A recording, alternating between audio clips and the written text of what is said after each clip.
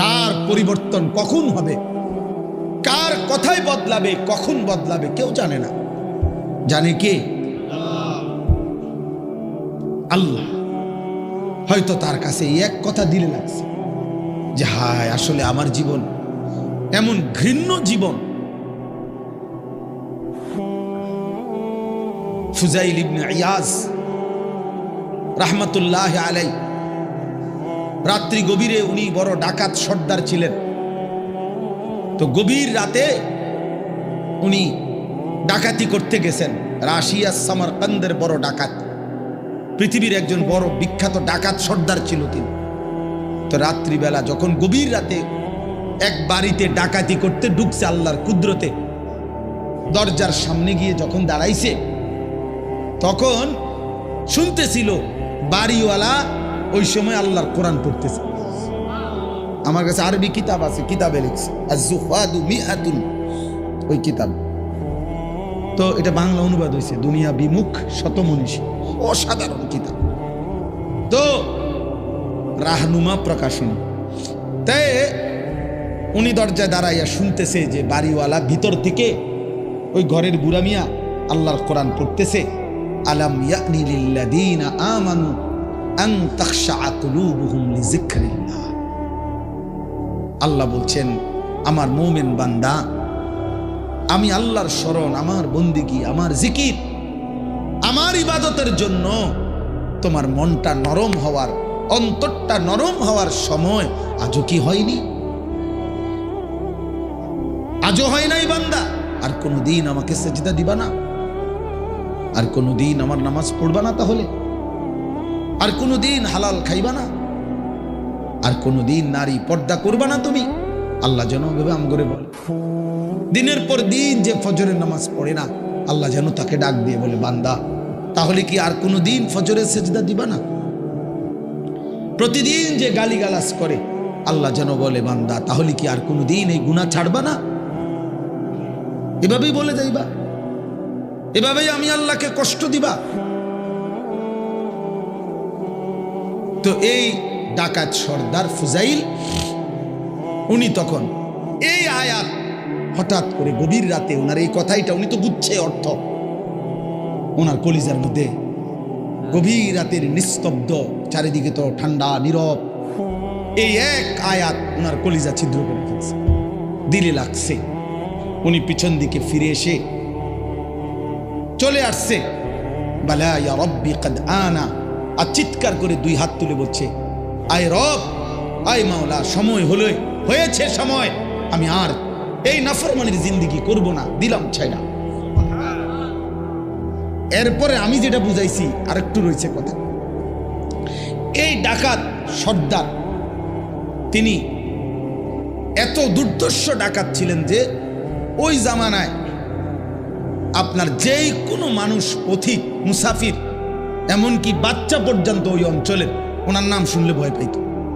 তো কিতাবে লিখছে যে মায়েরা তাদের বাচ্চাদেরকে দুষ্টামি করলে, ঘুম যাইতে না চাইলে ভয় লাগানোর জন্য বলতো, এই ফুজাইল রে ডাকি, তো বাচ্চা কাঁপতে শুরু করত, মানে তাইলে বাচ্চা সোজা হয়ে যেত, চুপ হয়ে যেত, এমন ভয় পাইতো তাকে, বাচ্চারা পর্যন্ত ভয় পাইতো তার নাম শুনলে।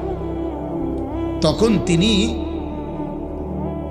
চিন্তা করছে, ওই ঠিক ওই সময় রাত্রে উনি পিছনের দিকে আইসা কোথায় যাবে এই মুহূর্তে, তো আল্লাহর কাছে এক ফোঁটা চোখের পানি ফেলতে ওনার মন চাইছে, তওবা করবে, মাফ চাইবে, আজকেই গুনাহ ছেড়ে দিবে। ছেড়ে তো দিলই, ডাকাতি করে না।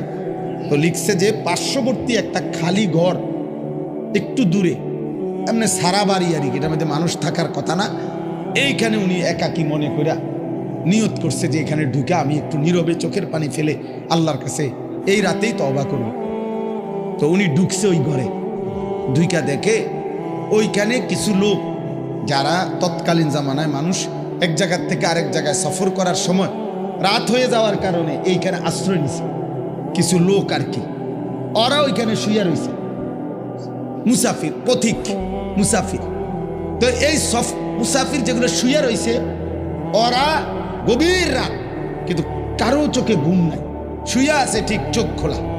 তো তখন উনি ঢুকেই শুনতেছে, ওরা বলতেছে এই সাবধান, ঘুমায়ও না কেউ, ফুজাইল যদি টের পায় তাইলে কিন্তু সব লুণ্ঠন করে ফেলবে, সব ছিন্ন ভিন্ন করে ফেলবে, সব কিছু ছিনিয়ে নেবে, কাজে কেউ ঘুমায়ও না, সতর্ক, কোনোভাবেই রাতটা পার করে এখান থেকে পার হইতে হবে। ফুজাইল কিন্তু যদি টের পায়, এই কথা উনি শুনছে, এর দাঁড়ায় দাঁড়ায় উনি তো সেই ফুজাইল।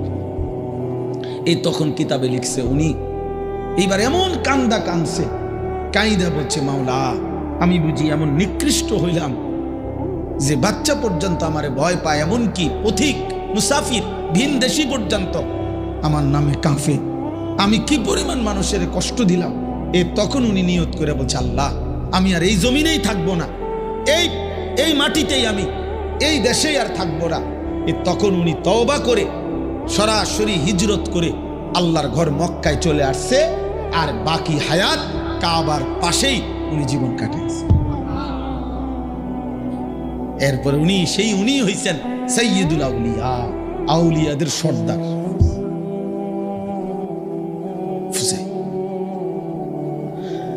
তাইলে বললাম আর কি, যে কোনো কথা, কোনো এক আচরণ, কোনো এক শব্দ অনেক সময় চেঞ্জ করে ফেলে, জীবন তোলপাড় করে ফেলে, জীবন পরিবর্তন করে ফেলে।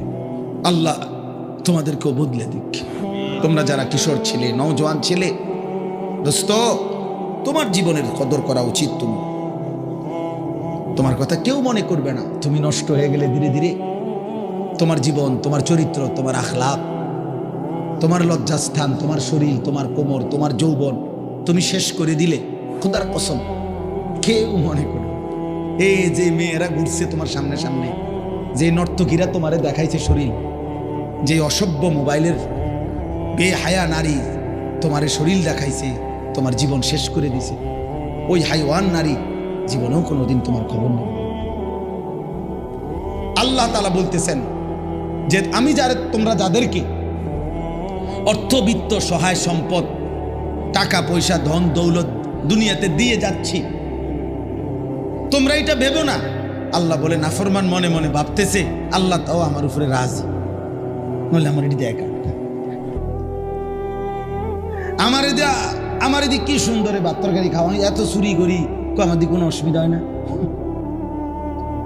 বুঝেন না কথা?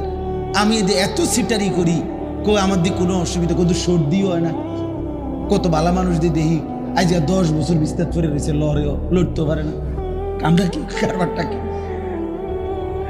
আবু লাহাব মক্কার কাফের, নাম শুনছেন না আপনার? নবীজি সাল্লাল্লাহু আলাইহি সাল্লামের বিরোধিতাকারীদের মধ্যে সবচেয়ে বেশি বিরোধিতাকারী যে কয়েকজন, এর মধ্যে একজন আবু লাহাব। সাহাবীরা ওরে বলতো, নবীর সাহাবীরা, এই আবু লাহাব।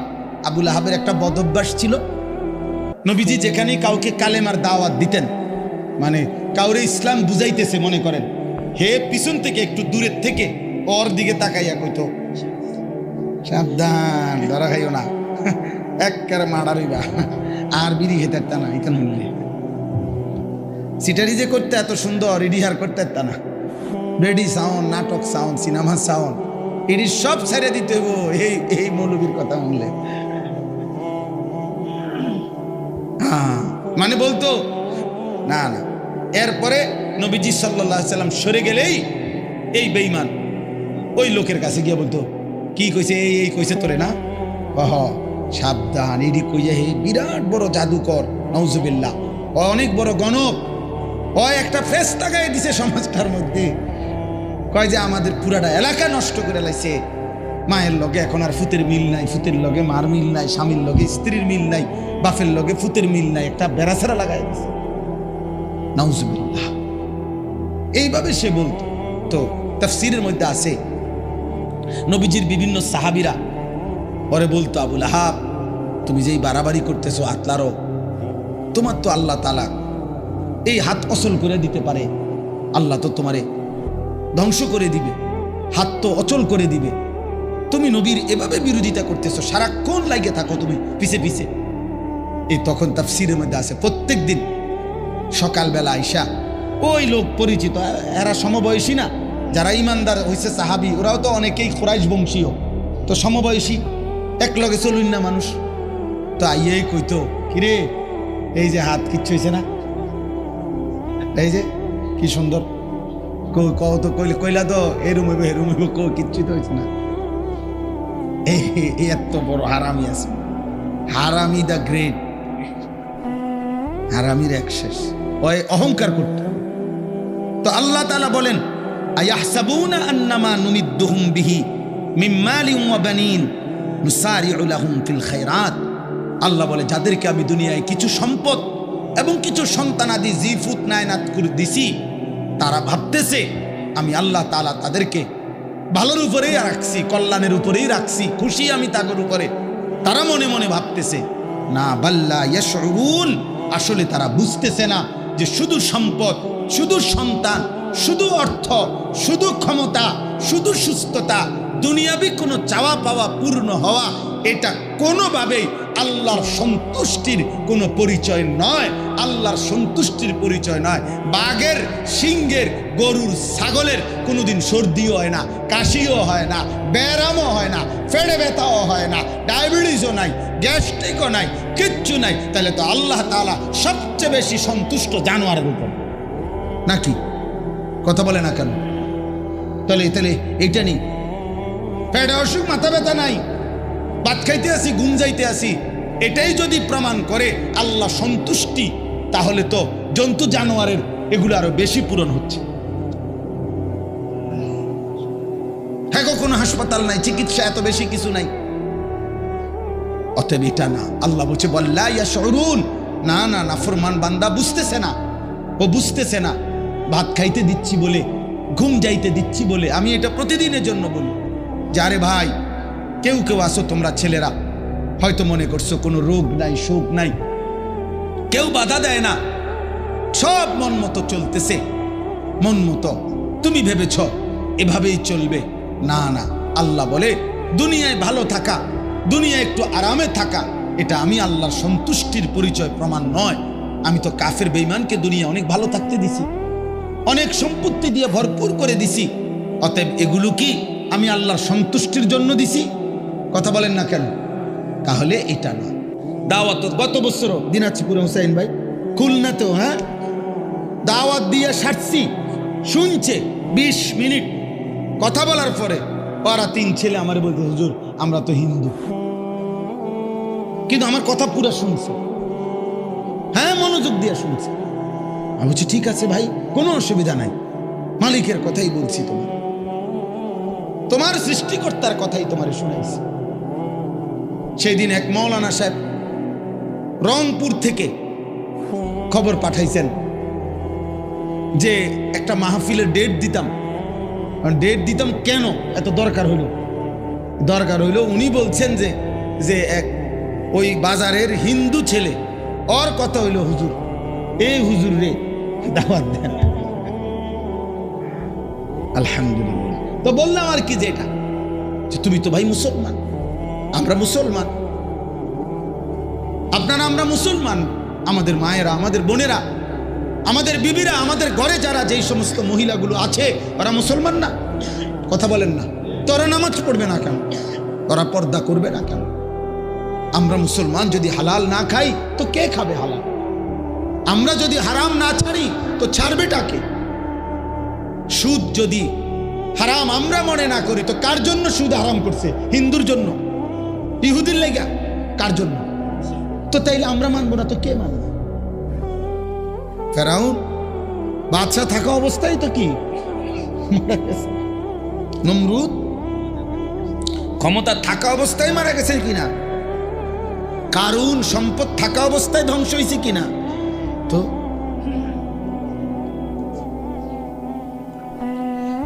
আল্লাহ মাফ করে দেন, মাফ করে দেন। এজন্য বললাম ভাই, বুঝা দরকার, শেখা দরকার। ছেলেরা বুঝতে শিখেন, বাবারা বুঝতে শিখেন, পর্দার আড়ালের মা বোন বুঝতে শিখেন। করছেন কি করছেন? আল্লাহ বলছে বান্দা করছোটা কি? এই দেখেন, এবার আমি যে আয়াত পড়ছি এই আয়াতের তর্জমা। এখানে আমি কোরআনুল কারীমের 18 নম্বর পারা, কোরআনুল কারীমের 23 নম্বর সূরা, সূরাটার নাম সূরায়ে মুমিনুন। এই সূরার 6টা আয়াত 57, 58, 59, 60, 61, 62 এই 6টি আয়াত তেলাওয়াত করেছি শুরুতে। এই 6 আয়াতকে সামনে রেখে আমি মূলত আর অল্প কিছু কথা আরজ করতে চাই। আল্লাহ তাআলা আমাদেরকে তৌফিক দান করেন। এখানেই বাকায়দা ইনশাআল্লাহ সুন্দরভাবে সময় দিয়েই নামাজ হবে, এজন্য হুড়াহুড়ি করার উঠাউঠি করার কোনো দরকার নেই। এখানে পিছনের 2টা আয়াতের একটু তর্জমা বুঝার জন্য আর কি পিছনের 2টা আয়াতের অর্থ বলতে হবে। এর আগের 2 আয়াত, এই আগের 2 আয়াত হলো 55, 56। আয়াহসাবুনা আন্নামা নুমিদ্দুহুম বিহি মিন মালিন ওয়া বানিন নুসারিউ লাহুম ফিল খায়রাত বাল লা ইয়াশউরুন। এই লোক এই পৃথিবীতে যাকে আল্লাহ তাআলা নিয়ম মাফিক খাদ্য খাবার, অর্থ সম্পদ, স্ত্রী সন্তান, দুনিয়াবি পদ পদবি মনে করে সব কিছু নিয়ম মাফিক সুন্দর মতো দিতে আছে, খাইতেছে আরামসে, ঘুমো যাই। ওই ভাই, এই টুপিওয়ালা ভাই, আপনি মোবাইলটা নামান। নিজের জন্য শুনলে ভালো ছেলেরা বাবা, তাইলে তুমি আমি এই যে আমরা এখন বলছি এর মানে কি, তুমি আজকে 1 ঘন্টার ভিতরে আব্দুল কাদের জিলানী হয়ে যাবা, কিন্তু বিবেক জাগে কিছুটা হইল কলিজার মধ্যে একটা কি তৈরি হয়, দম অনুভূতি তৈরি। আহারে যে ঠিকই তো কইল হুজুরে, আমরা কি করছি। এতে করে আল্লাহ যদি পছন্দ হয়, আল্লাহ বলবে যা বান্দা, আফসুস যেহেতু করলি আমি তোরে আমলের তৌফিক দিয়ে দেবো, যা। তো এটা ভালো না? হযরত উমর রাদিয়াল্লাহু তাআলা আনহু যখন নবীজি সাল্লাল্লাহু আলাইহি সাল্লামকে হত্যা করতে রওনা দিছে, তো পথিমধ্যে ওনার বোন আর বোন জামাই ওনারাও কালেমা গ্রহণ করছে শুনে অগবাড়িতে গিয়ে আগে অগরে কন্যাইছে, এমন মারা মারছে, মারতে মারতে ওরা যখন রক্তাক্ত হয়ে গেছে, তখন ওনার বোন, ওমরের বোন ফাতেমা, বোনের নাম ছিল ফাতেমা, এই ফাতেমা ওমরের বোন একটা কথা বলে উঠছে যখন রক্ত পড়ছে গায়ে, তখন সে বলছে, ওমর আমি কি তোমার বোন নই? আমি কি এক মায়ের সন্তান না? তাহলে তুমি আমার রক্ত প্রবাহিত করার অধিকার তোমারে কে দিবে? আমি কি এক মায়ের সন্তান না? এই ওমর রাদিয়াল্লাহু তাআলা তখন থেমে গেছে, কাঁপ দিয়ে উঠছে, ইন্নালিল্লাহি, আমার আপন বোন, আমি ওরা মানলাম কেন? রক্ত ঝরাইবার অধিকার আমি কেমন পাইলাম? এরপরে ওমর রাদিয়াল্লাহু থাইমা গেছে। এ থাইমা উনি এবার একটু থাইমা পরে বলছে, বোনেরে তাহলে হুম, আমি যে সময় ঢুকছি এই সময় কি জানি পড়তেছিলি, এটি কর, কি পড়তেছিলি কর, এটা শোনা। আমার মনে হয় আর কি মালিক আসমান থেকে বলতেছে, ওমর ঠিক আছে, এবার হেদায়েত দিয়ে দেব, হেদায়েত দিয়ে দেব, যা শুনতে চাইছো তো যাও, ঈমান দিয়ে দেব। তে এইবার কোরআনুল কারীম শুনাইছে ওমরকে 2-4 আয়াত সূরা তাহা, এই সূরা থেকে ওমর রাদিয়াল্লাহু তাআলা আনহু বলছে, থামো, আল্লাহ লাগবে না, বইছে বুঝছি। কি বুঝছো? বলছে চলো। বোনকে বলছে, বোন জামাইরে বলছে।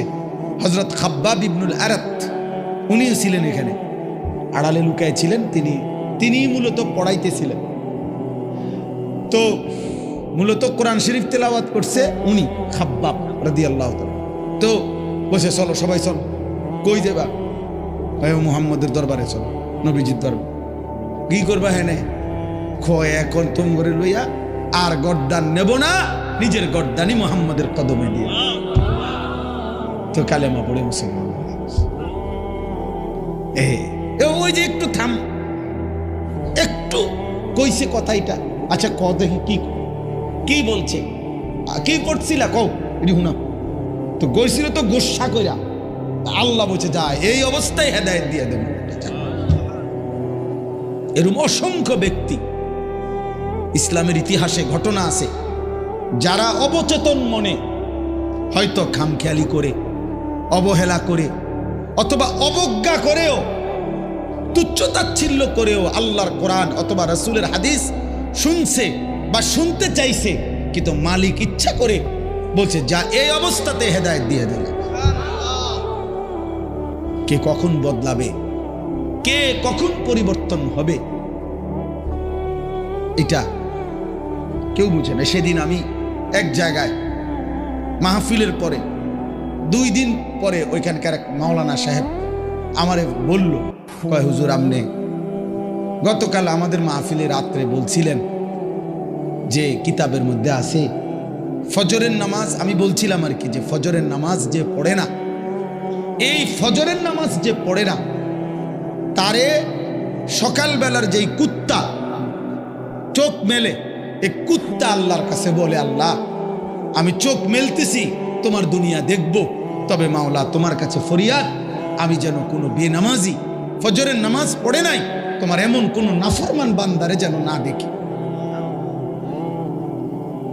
এজন্য ফজরের নামাজ যে পড়ে না তারে সকালবেলা তারে কুত্তা পর্যন্ত দেখতে চায় না, তারে কুত্তাই ঘৃণা করে, কুত্তাই ঘৃণা করে, কুত্তা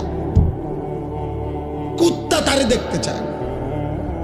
তো আমি এই কথাইটা এমনি কইলাম, এমনি কইছি, আমি আমার ওয়াজ শেষ করে চলে আসছি। তো এইখানে এক শ্রোতা ছেলে ছিল, ছেলে বা একটু মাঝ বয়সী 30-40 বছর হবে। ওই মাওলানা বললেন, পরের দিন দুপুরবেলা ওই লোক আইসা ওনার কাছে বলছে হুজুর আমি তো ওয়াজের পরে আর সারাটা রাত ঘুমাইতে পারছি না। ও হুজুর এটা কি কইলো, আমার কুত্তাও দেখতে পারে না, যা নিয়ত করছি হুজুর আর ঘুমাইতাম না আজকের রাত, ফজরের নামাজ পড়েই ঘুমাবো। কয়ের পরে ফজর পড়েই ঘুমাইছে। তো মালিকের ইচ্ছা, অত সেই কথা তো কতবারই বলছি। তো কার পরিবর্তন কখন হবে, কার কথাই বদলাবে, কখন বদলাবে কেউ জানে না, জানে কে? আল্লাহ। হয়তো তার কাছে এক কথা দিলে লাগছে যে হায় আসলে আমার জীবন এমন ঘৃণ্য জীবন। ফুজাইল ইবনে ইয়াজ রাহমাতুল্লাহ আলাই, রাত্রি গভীরে উনি বড় ডাকাত সর্দার ছিলেন। তো গভীর রাতে উনি ডাকাতি করতে গেছেন। রাশিয়া সামারকান্দের বড় ডাকাত, পৃথিবীর একজন বড় বিখ্যাত ডাকাত সর্দার ছিল তিনি। তো রাত্রিবেলা যখন গভীর রাতে এক বাড়িতে ডাকাতি করতে ঢুকছে আল্লাহর কুদরতে, দরজার সামনে গিয়ে যখন দাঁড়াইছে তখন শুনতেছিল বাড়িওয়ালা ওই সময় আল্লাহর কোরআন পড়তেছে। আমার কাছে আরবি কিতাব আছে, কিতাবে লিখছে আজ-জুহাদু মিআতুন, ওই কিতাব। তো এটা বাংলা অনুবাদ হয়েছে দুনিয়া বিমুখ শতমনীষী, অসাধারণ কিতাব। তো রাহনুমা প্রকাশনী।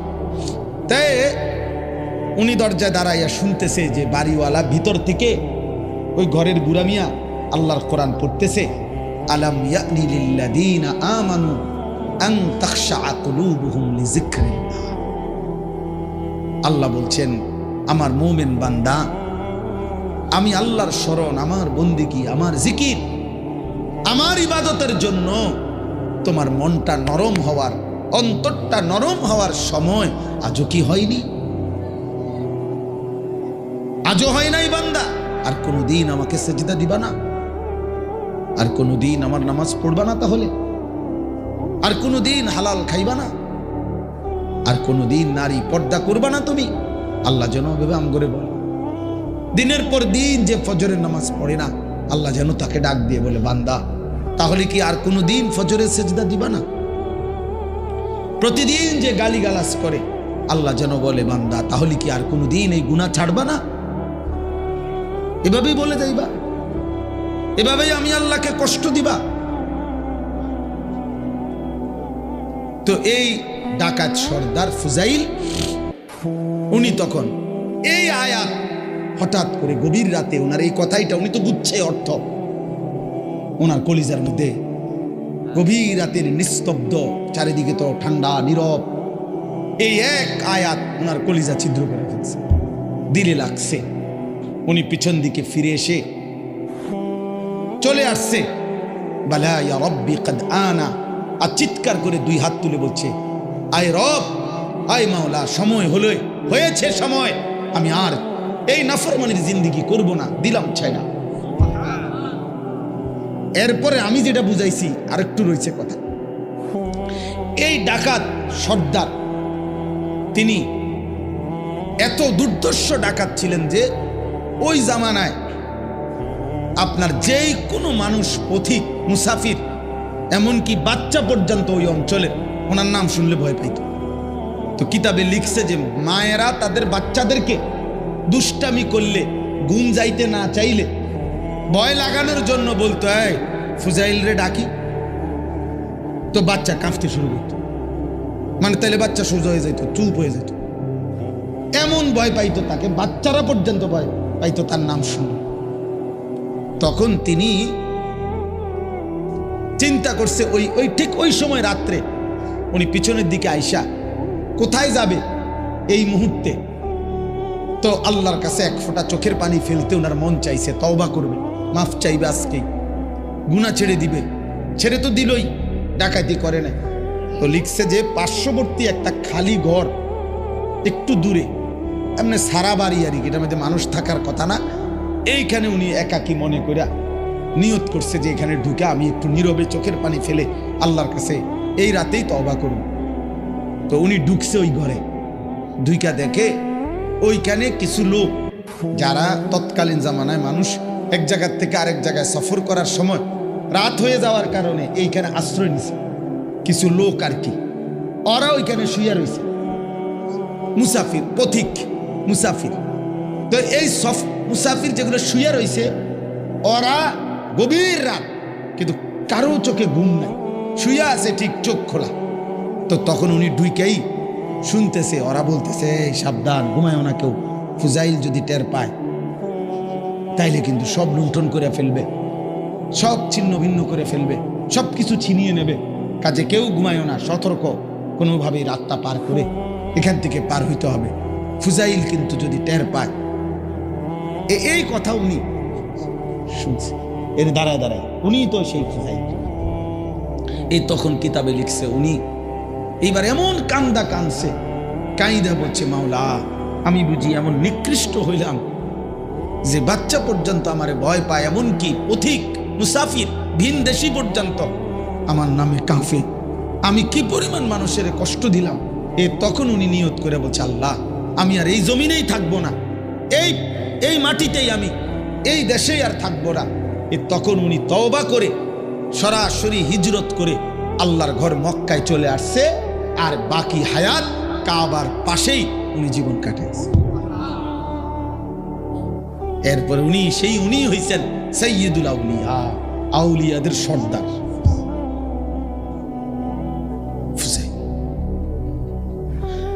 তাইলে বললাম আর কি, যে কোনো কথা, কোনো এক আচরণ, কোনো এক শব্দ অনেক সময় চেঞ্জ করে ফেলে, জীবন তোলপাড় করে ফেলে, জীবন পরিবর্তন করে ফেলে। আল্লাহ তোমাদেরকেও বদলে দিক। তোমরা যারা কিশোর ছেলে, নওজোয়ান ছেলে, দোস্ত, তোমার জীবনের কদর করা উচিত। তোমার কথা কেউ মনে করবে না, তুমি নষ্ট হয়ে গেলে ধীরে ধীরে তোমার জীবন, তোমার চরিত্র, তোমার আখলাক, তোমার লজ্জাস্থান, তোমার শরীর, তোমার কোমর, তোমার যৌবন তুমি শেষ করে দিলে, খোদার কসম কেউ মনে করবে। এই যে মেয়েরা ঘুরছে তোমার সামনে সামনে, যে নর্তকীরা তোমারে দেখাইছে শরীর, যে অসভ্য মোবাইলের বেহায়া নারী তোমারে শরীর দেখাইছে, তোমার জীবন শেষ করে দিছে, ওই হাইওয়ান নারী জীবনেও কোনোদিন তোমার খবর নেবে, কোনো খবর নেবে, ফাঁকি দিয়ে তুমি তোমার হায়াত শেষ করে দিলে আর কি। তোর নিজের চরিত্র, নিজের আখলাক, নিজের ঈমান, নিজের আখেরাত, নিজের শরীর, নিজের যৌবন সব শেষ করে দিলা, বিনিময়ে ঘোড়ার আন্ডা ছাড়া, ঘোড়ার ডিম ছাড়া আর কিছুই নেই, বিনিময়ে ফাসাদ লাত্তি ছাড়া আর কিছুই মিলবে, আর কিছুই মিলবে। এজন্য কেউ যদি বুঝে থাকো,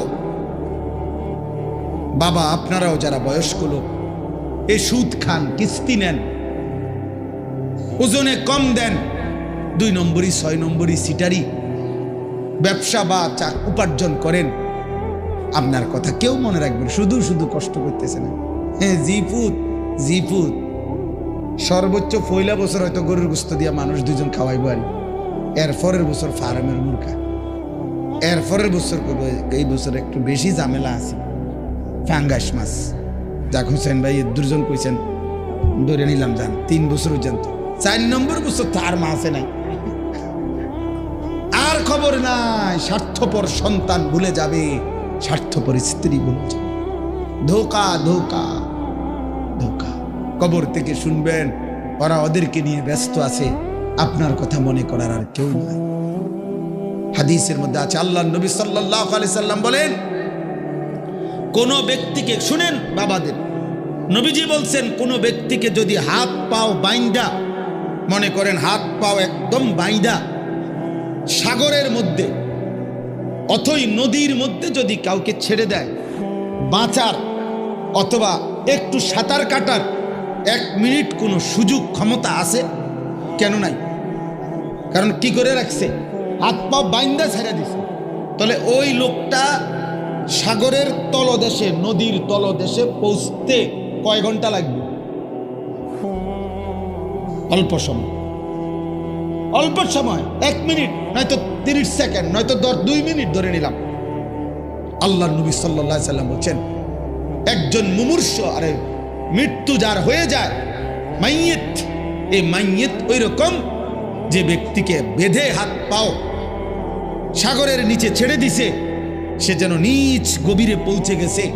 অর্থাৎ তার তো আর নিজের ঈমান, আমল, জিকির, তেলাওয়াত, সেজদা, দান, সাদাকা, মাটির উপরে তো তার নামে কোটি কোটি টাকার সম্পদ আছে, কিন্তু তার তো দান করার আর কোনো ক্ষমতা নাই। পৃথিবী তো আছে, কিন্তু তার তো সেজদা করার, মসজিদ তো আছে, মাইক আজানও তো হচ্ছে, কিন্তু অত আর সেজদা দেওয়ার কি নাই, সুযোগ নাই। মানে এই হাত পাও বাঁধা ওই ব্যক্তির মতো যে সাঁতার কাটার কোনো সুযোগ নাই, আমল করার কোনো সুযোগ নাই।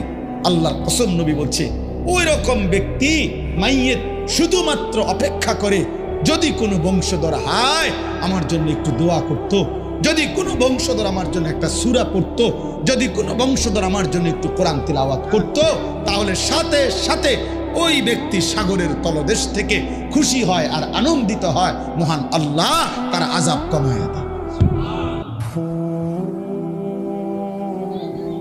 তাহলে ওই রকম সন্তানও তো বানাইল না।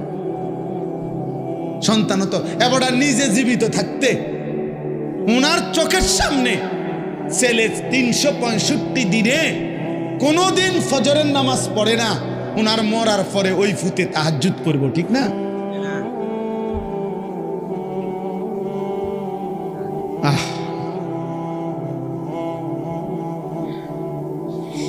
ওনার জীবিত থাকতে ওনার ছেলের চুল, চেহারা, লেবাস, পোশাক দেখলে বোঝা যায় বেঈমানের, মুশরিকের অনুসরণ।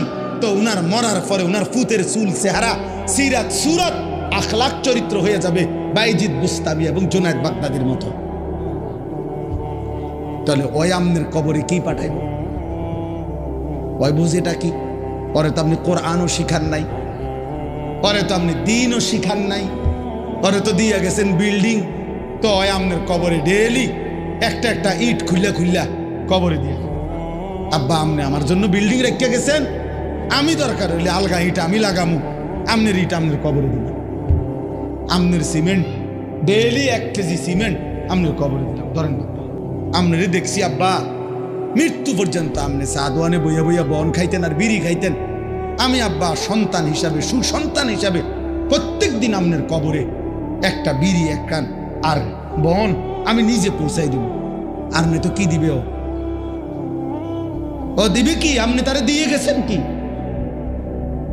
আপনি তো তাকে আল্লাহ চিনান নাই, আপনি তো তাকে আখিরাত চিনান নাই, আপনি তো তাকে কবর শিখান নাই, আপনি তো তাকে ওযু, নামাজ, ঈমান, আমলের উপরে রাখেন না।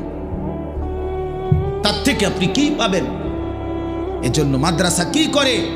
মাদ্রাসা দুনিয়ার প্রয়োজনও পূরণ করে, মাদ্রাসা আখিরাতের প্রয়োজনও পূরণ করে। মাদ্রাসা এই তালেব ইলম নিজের ঈমান আমলও ঠিক করে, আর তালেব ইলমের সেজদা, নামাজ, কোরআন, সূরা, কেরাত এর বরকতে তার পুরা খানদানের কবরের আযাব মাফ হয়ে যায়। মাদ্রাসা, তালিব ইলম, হাফেজ, আলেম হাজারো লাখো মানুষের নাজাতের উসিলা হয়ে যায়, নাজাতের উসিলা হয়ে যায়। আমি সেদিন বলছিলাম, সেদিনও এখানে কিছু ছিল, মুরগার খামারা ছিল, ওই সময় মুরগা বেচা হইতো, আর এখন আখেরাত বিক্রি হয়, এখন কবরের সামান তৈরি হয়, এখন কবরের সামান। ভাই মনে আছে না, আমরা সবাই মিলে কথা কইছি এখানে, তখন বলছি আমরা হিসাব করছি দাঁড়ায় দাঁড়ায়, না মুরগার খামার ছিল, পুরান অব্যবহৃত মুরগির খামার। প্রবাসী ভাইয়ের নাম কি জানো? ভাইয়ের নাম যার জায়গা, ফরহাদ ভাই। হ্যাঁ, এই যে মনে রাখেন, যেইভাবে চুকছেন, যেতগুলো মাদ্রাসা, যেখানে আমার শায়েখ আল্লামা মুফতি মুশতাকুন নবী কাসেমি হুজুর বলে, যেখানেই ভালো কাজ দেখবেন ওইখানে কিছু না কিছু শরিক হয়ে যাবে। বেশি টাকা দিতে পারছেন না, শরম লাগছে, এত কম দিবে না, গোপনেই দিয়ে দেন, 100 টাকায় তুই রাখেন, এনে অসুবিধা কি? সোয়াব তো আর ইমাম সাহেব দিত না, সোয়াব দিবে কে? তো তিনি দেখছে না, কথা বলে না কেন? তিনি জানবে না? মানে আল্লাহ তাআলা 10 টাকার নেকি দেয় না, 1 টাকা দিলে নেকি দেয় না, তো অসুবিধা কি? আর নেকি আল্লাহ কেমনে দেয়? 2 ভাবে দেয়। আল্লাহ বলছে, বান্দা তুমি এমনি হিসাবে যে দূর ফাইতা, এর দূর তো আমি দেমুই, আমার থেকে আরো অগণিত বাড়ায় দেব, আমার থেকে আরো দিমু, তো আমি আমার থেকে আরো নেকি দেব। ওয়াজিদাহুম মিন ফাদলি। এজন্য আমি বললাম, আমরা আলহামদুলিল্লাহ ফিকির করি, ফিকির করি সবাই মিলে। আমি মাদ্রাসায়, আমি আজকে আপনাদের কাছে একটা কাগজ দেব, আমার এই মাদ্রাসায় আপনারা শরীক হইবেন, এহেনও শরীক হইবেন। এই বড় আমি ইচ্ছা করে হুজুরের কাছে অনুমতি নিয়ে বলছি, শায়েখের কাছে, আমার মাদ্রাসার জন্য আমি বড় জায়গা কিনছি, আলহামদুলিল্লাহ প্রায় 118 শতক জায়গা, প্রায় 2,60 থেকে 70 লাখ টাকা জায়গার দাম, 2.5 কোটি টাকার উপরে। আলহামদুলিল্লাহ কিনছি, স্বপ্ন যে বাচ্চা ছেলেদের জন্য মাদ্রাসা হবে, চলতেছে, এখন প্রায় 500-র মতো ছাত্র আছে, আলহামদুলিল্লাহ। আরেকটা নতুন মাদ্রাসা ওইখানে আমি করতে চাচ্ছি, ছোট্ট করে চালু হয়েছে অল্প দূর, কিন্তু উদ্দেশ্য হলো যে কিশোর যুবক, স্কুল কলেজ ইউনিভার্সিটি পড়ুয়া, সাধারণ ছেলে, খেটে খাওয়া মানুষ, সর্বস্তরের মুসলমান যেন বছরের যেই কোনো সময়, যেই কোনো টাইম, যতক্ষণ সময় যার আছে অতটুকু সময় গেলে দিন শিখতে পারে।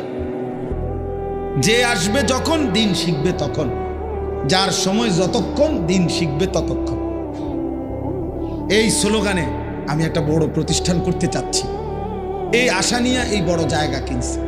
তো আমি আমার শায়েখের কাছে বলছি যে হুজুর, আমি একটা হিসাব বাইর করছি, 1 মুসল্লা পরিমাণ জায়গার দাম, নামাজের জায়নামাজ পরিমাণ মাটির দাম 4,200 টাকা।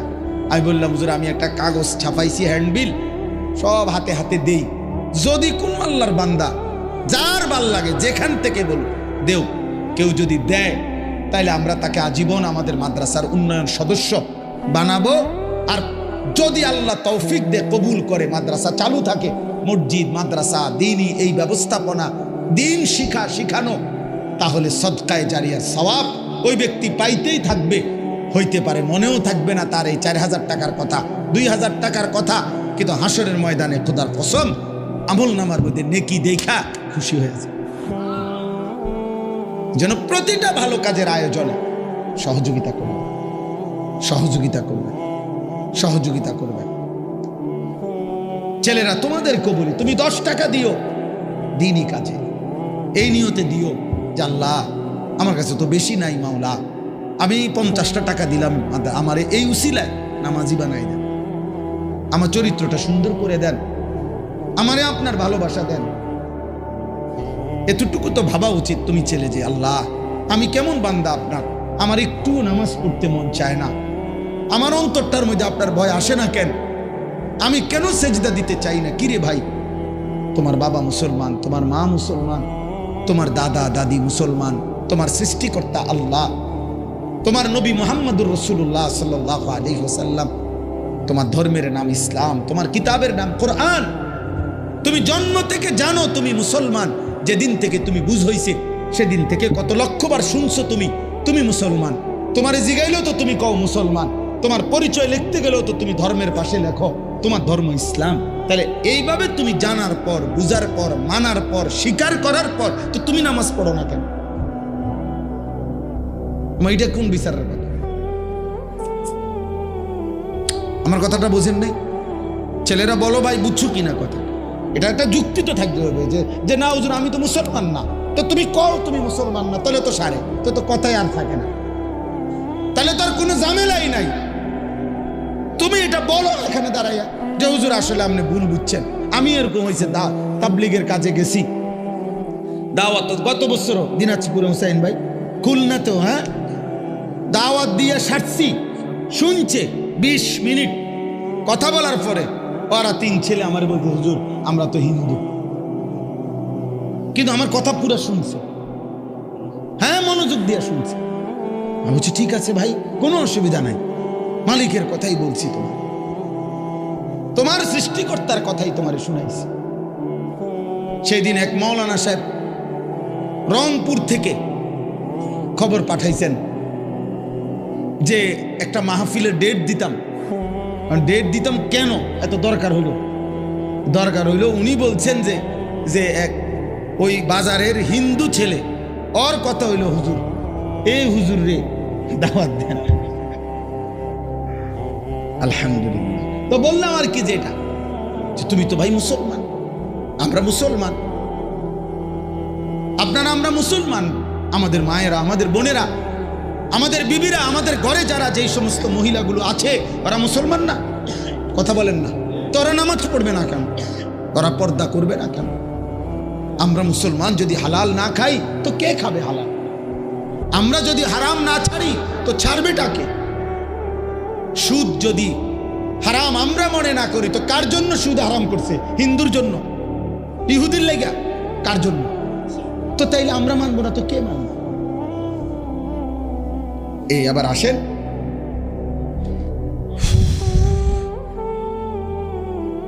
বলা তো উচিত সারা রাত, বাকিটা হুসেন বেকু। আল্লাহ তাআলা বলতেছেন যে আমি তোমরা যাদেরকে অর্থবিত্ত, সহায় সম্পদ, টাকা পয়সা, ধন দৌলত দুনিয়াতে দিয়ে যাচ্ছি, তোমরা এটা ভেবো না। আল্লাহ বলে নাফরমান মনে মনে ভাবতেছে আল্লাহ তাও আমার উপরে রাজি, নইলে আমার এটি দেখা, আমার এদিকে কি সুন্দর ভাত তরকারি খাওয়া, এত চুরি করি, আমার দিকে কোনো অসুবিধা হয় না। বুঝেন না কথা? আমি এত সিটারি করি, আমার দিকে কোনো অসুবিধা, কত সর্দিও হয় না। কত ভালো মানুষ দিয়ে দেখি আজ 10 বছর বিস্তার করে রয়েছে, লড়তেও পারে না। আমরা কি কারবারটা কি? আবু লাহাব মক্কার কাফের, নাম শুনছেন না আপনার? নবীজি সাল্লাল্লাহু আলাইহি সাল্লামের বিরোধিতাকারীদের মধ্যে সবচেয়ে বেশি বিরোধিতাকারী যে কয়েকজন, এর মধ্যে একজন আবু লাহাব। সাহাবীরা ওরে বলতো, নবীর সাহাবীরা, এই আবু লাহাবের একটা বদ অভ্যাস ছিল। নবীজি যেখানেই কাউকে কালেমার দাওয়াত দিতেন, মানে কাউরে ইসলাম বুঝাইতেছে মনে করেন, হে পিছন থেকে একটু দূরের থেকে ওর দিকে তাকাইয়া কইতো সাবধান, ধরা খাইও না, একেবারে মারারিবা, আর বিড়ি খেতে পারত না। ইতান হইলে সিটারি যে করতে এত সুন্দর, রিডিহার করতে পারত না। রেডি সাউন্ড, নাটক সাউন্ড, সিনেমা সাউন্ড, এটি সব ছেড়ে দিতে হইব এই মৌলবীর কথা শুনলে। হ্যাঁ, মানে বলতো না। এরপরে নবীজি সাল্লাল্লাহু আলাইহি সাল্লাম সরে গেলেই এই বেঈমান ওই লোকের কাছে গিয়ে বলতো, কি কইছে? এই কইছে তোরে না? সাবধান, এডি কইয়া হে বিরাট বড় জাদুকর, নাউজুবিল্লাহ, ও অনেক বড় গণক, ও একটা ফেস লাগাই দিছে সমাজটার মধ্যে। কয় যে আমাদের পুরাটা এলাকা নষ্ট করে লাইছে, মায়ের লগে এখন আর ফুতের মিল নাই, ফুতের লগে মার মিল নাই, স্বামীর লগে স্ত্রীর মিল নাই, বাপের লগে ফুতের মিল নাই, একটা বেড়াছাড়া লাগাই দিছে, নাউজুবিল্লাহ। এইভাবে সে বলতো। তো তাফসীরের মধ্যে আছে নবীজির বিভিন্ন সাহাবীরা ওরে বলতো, আবুল আহাব তুমি যেই বাড়াবাড়ি করতেছো আতলারও, তোমার তো আল্লাহ তাআলা এই হাত অচল করে দিতে পারে, আল্লাহ তো তোমারে ধ্বংস করে দিবে, হাত তো অচল করে দিবে, তুমি নবীর এভাবে বিরোধিতা করতেছো, সারাক্ষণ লাগে থাকো তুমি পিছে পিছে।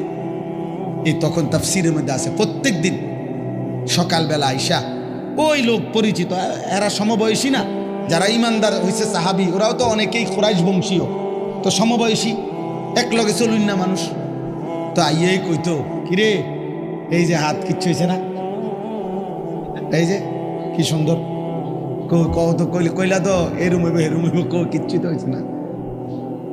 এই এত বড় হারামি আছে, হারামি দ্য গ্রেট, হারামির এক শেষ, ওই অহংকার করত। তো আল্লাহ তাআলা বলেন, আয়াহসাবুনা আন্নামা নুমিদ্দুহুম বিহি মিন মালিন ওয়া বানিন নুসারিউ লাহুম ফিল খায়রাত। আল্লাহ বলে, যাদেরকে আমি দুনিয়ায় কিছু সম্পদ এবং কিছু সন্তানাদি জিফুত নায়নাত করে দিছি, তারা ভাবতেছে আমি আল্লাহ তাআলা তাদেরকে ভালোর উপরেই রাখছি, কল্যাণের উপরেই রাখছি, খুশি আমি তাদের উপরে, তারা মনে মনে ভাবতেছে। না, বাল্লা ইয়াশউরুন, আসলে তারা বুঝতেছে না যে শুধু সম্পদ, শুধু সন্তান, শুধু অর্থ, শুধু ক্ষমতা, শুধু সুস্থতা, দুনিয়াবি কোনো চাওয়া পাওয়া পূর্ণ হওয়া, এটা কোনোভাবেই আল্লাহর সন্তুষ্টির কোনো পরিচয় নয়, আল্লাহর সন্তুষ্টির পরিচয় নয়। বাঘের, সিংহের, গরুর, ছাগলের কোনোদিন সর্দিও হয় না, কাশিও হয় না, ব্যায়ামও হয় না, ফেড়ে ব্যথাও হয় না, ডায়াবেটিসও নাই, গ্যাস্ট্রিকও নাই, কিচ্ছু নাই। তাহলে তো আল্লাহ তাআলা সবচেয়ে বেশি সন্তুষ্ট জানোয়ারের উপর, নাকি? কথা বলে না কেন? তাহলে এইটা নেই, পেটে অসুখ, মাথা ব্যথা নাই, ভাত খাইতে আসি, ঘুম যাইতে আসি, এটাই যদি প্রমাণ করে আল্লাহ সন্তুষ্টি, তাহলে তো জন্তু জানোয়ারের এগুলো আরো বেশি পূরণ হচ্ছে। হ্যাঁ, কোনো হাসপাতাল নাই, চিকিৎসা এত বেশি কিছু নাই, অতএব এটা না। আল্লাহ বলছে বল্লা ইয়াশউরুন, না না, নাফরমান বান্দা বুঝতেছে না, ও বুঝতেছে না। ভাত খাইতে দিচ্ছি বলে, ঘুম যাইতে দিচ্ছি বলে, আমি এটা প্রতিদিনের জন্য বলি যে আরে ভাই, কেউ কেউ আসো তোমরা ছেলেরা, হয়তো মনে করছো কোনো রোগ নাই, শোক নাই, কেউ বাধা দেয় না, সব মন মতো চলতেছে, মন মতো তুমি ভেবেছ এভাবেই চলবে। না না, আল্লাহ বলে দুনিয়ায় ভালো থাকা, দুনিয়ায় একটু আরামে থাকা, এটা আমি আল্লাহর সন্তুষ্টির পরিচয় প্রমাণ নয়। আমি তো কাফের বেঈমানকে দুনিয়া অনেক ভালো থাকতে দিছি, অনেক সম্পত্তি দিয়ে ভরপুর করে দিছি, অতএব এগুলো কি আমি আল্লাহর সন্তুষ্টির জন্য দিছি? কথা বলেন না কেন? তাহলে এটা না। তাহলে এখন আল্লাহ তাআলা বলেন, সন্তুষ্ট আমি কাদের উপরে? প্রকৃত পক্ষে কল্যাণের উপরে আছে কারা? প্রকৃত পক্ষে সফলতার উপরে আছে কারা? যাদের মধ্যে 4টা গুণ আছে। কয়টা গুণ? এই কথা শেষ, 4টি গুণ। 1 নাম্বার,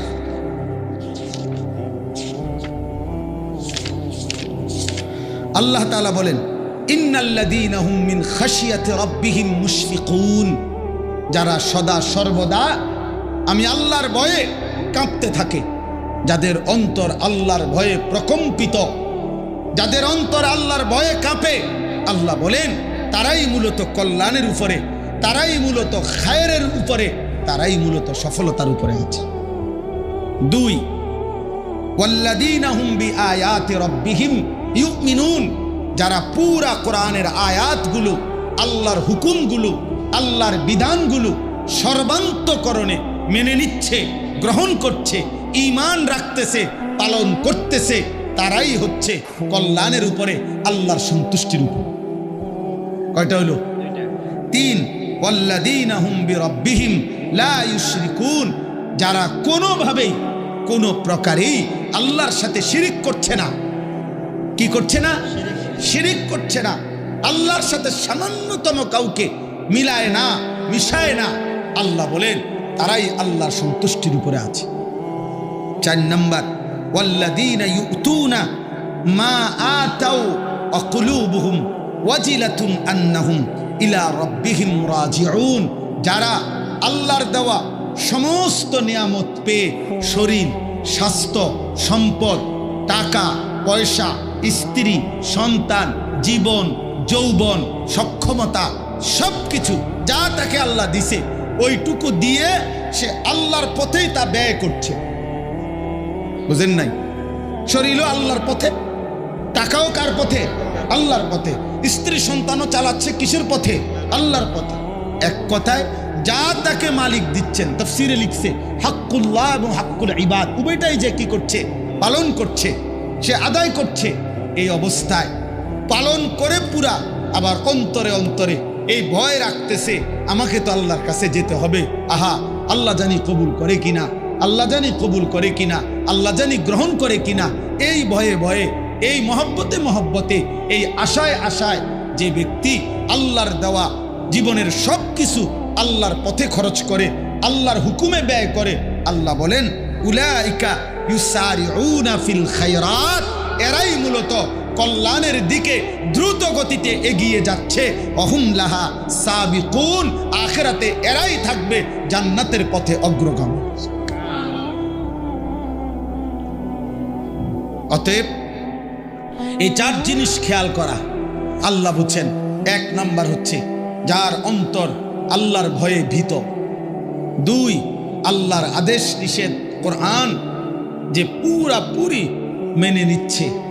তিন, যে ব্যক্তি আল্লাহর সাথে কোনোভাবে কোনো কিছুকে শিরিক করছে না। চার, আল্লাহর দেওয়া যা কিছু তার কাছে, জীবন যৌবন, অর্থ সম্পদ, টাকা পয়সা, ঘর সংসার, স্ত্রী সন্তান, আয় উপার্জন, সুস্থতা, সব কিছু সে আল্লাহর হুকুম মতো, আল্লাহর পথে, আল্লাহর কথা মতে ব্যবহার করছে। তো এই আবার অন্তরে এই আশা, এই ভয় যে আমি তো আল্লাহর কাছে যেতে হবে, আল্লাহ যদি কবুল করে কিনা, এই ভয়ে ভয়ে আমল করতে থাকে। আল্লাহ বলেন তারাই কল্যাণের পথে অগ্রগামী, তারাই কল্যাণের পথে ছুটছে, আর আখিরাতে তারা জান্নাতের পথে সবার আগেই জান্নাতের দুয়ারে থাকবে। এরপরে আল্লাহ বলেন ওয়ালা নুকাল্লিফু নাফসান ইল্লা বুসআহা। তো বান্দা, এবার যদি বান্দা বলে আমি পারবো কিনা, এমন পুরাটা সময় দিন রাত সব কিছু দিয়া আল্লাহরে মানতে পারমুনি, আমি দুর্বল মানুষ, হুজুর গ্রামের মানুষ, আমার শরীর স্বাস্থ্য কম, আমার অর্থ সম্পদ কম। আল্লাহ বলে না বান্দা, মনে রাখবা আমি কোনো বান্দার উপরে আমার বিধি বিধানের নামে তার সাধ্যের অতিরিক্ত কিছু আমি চাপাইয়া দেই না। আমি এমন জুলুম আমি মাওলা কমপক্ষে করি না। আমি রহমান, আমি রাহিম, আমি আরহামুর রাহিমিন। আমার বান্দার উপরে আমি জুলুম করব কেন? তাহলে ওযু, নামাজ, ঈমান, আমল, দান, সাদাকা, যাকাত, ফিতরা, সাদাকা, আল্লাহর পথে চলা, গুনাহ ছেড়ে দেওয়া, আল্লাহর হুকুম মানার সকল যোগ্যতা, যেটা যেদূর বলছি এদূর পালন করার যোগ্যতা তার মধ্যে আছে।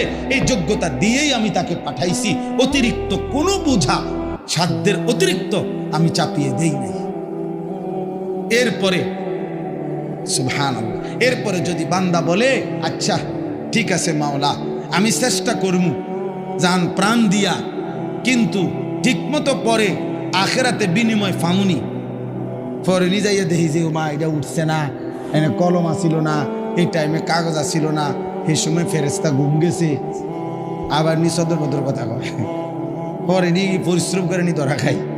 সুবহানাল্লাহ। আল্লাহ বলেন, আল্লাহ তাআলা এরপরে বলে রাখছেন ওয়ালাদাইনা কিতাবুন ইয়ানতিকু বিল হক ওয়া হুম লা ইউজলামুন।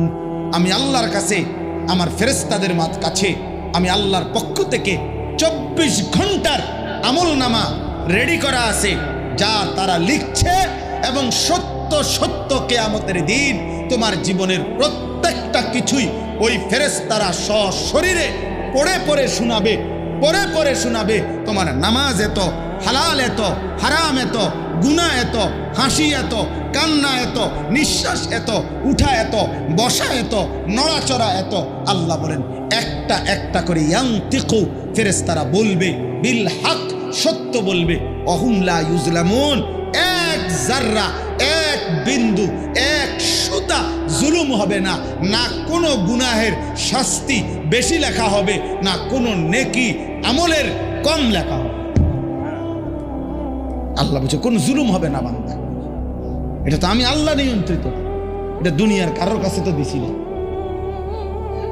বুঝেন নাই কথা? অতএব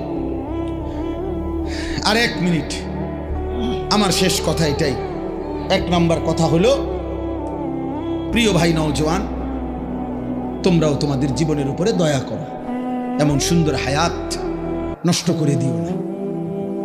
দুনিয়া কতক্ষণ খাইতেছো, ঘুমাইতেছো, পেশাব পায়খানা করছো, আর মনের চাহিদা মতো ঘুরছো, এতটুকুরে সফলতা মনে করো না। ভেবো না যে এখানেই শেষ। না ভাইয়া, আমি হয়তো দেখবো না, আমারে হয়তো তুমি আড়াল করলা, মাকে, বাবাকে, এই দেশ, এই জাতিকে, মহান আল্লাহকে কেমনে আড়াল করো? আল্লাহকে ফাঁকি দেবা কেন? বয়স্ক বাবা, আপনাদেরকেও বলি, আপনারাও হারামের উপার্জন ছেড়ে দেন। স্ত্রী সন্তানের জীবনে আপনি অভিভাবক, ছেলের বাপ, মেয়ের বাপ, আপনি স্ত্রীর স্বামী। আপনার দায়িত্ব নিজের ঈমান আমল এবং এই পরিবারস্থ মানুষগুলোর ঈমান আমল, আখিরাতের সন্ধান তাদের জন্য বলে যান। আমার মারে আমি দেখছি, মা আমার এই কয়দিন আগেও মা অসুস্থ হইয়া 3 দিন হসপিটালে ছিল। 75 বছরের মতো মার বয়স। মা আমার আস্তে আস্তে কথা কয়, ঠিক মতো কথা বলতে পারে না। এখনো মা আমার জিজ্ঞাসা, খুব মজুর শুনি, মায়ের ভাষায় বলে, এখনো বলে এই কথা, এটা ফুত নামাজ শুনি,